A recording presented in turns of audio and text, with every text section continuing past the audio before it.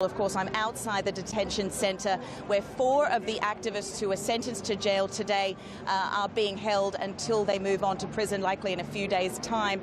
Now, they received the longest sentence for anyone who took part in the pro-democracy protests of 2014, when tens of thousands took to the streets to call for greater democracy in Hong Kong in a demonstration that paralysed parts of the city for about 79 days in 2014. Now, some of the people who took part in those protests are here tonight in a show of support. As I mentioned, the candles are being lit for the vigil, the yellow umbrellas are up, and there is a sense that perhaps they need to grasp this momentum for the democracy movement, which has, frankly, taken a back seat since those protests around 4 years ago.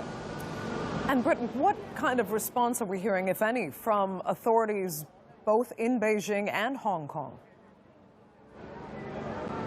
Well, no surprises. Beijing's foreign ministry came out and said they support the punishment for those behind the democracy protests of 2014. They also had a stern word for foreign critics. Now, the city's leader, Carrie Lam, she's been largely quiet, but before the sentencing, she said that no matter what happens, that the rule of law would be upheld and freedom of expression intact. That, of course, runs opposed to some people I've spoken to in the pro-democracy camp.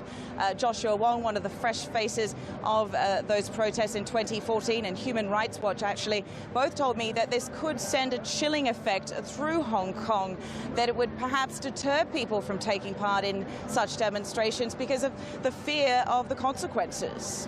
Okay, Rit, we will leave it there for now. Thanks so much for that from Hong Kong.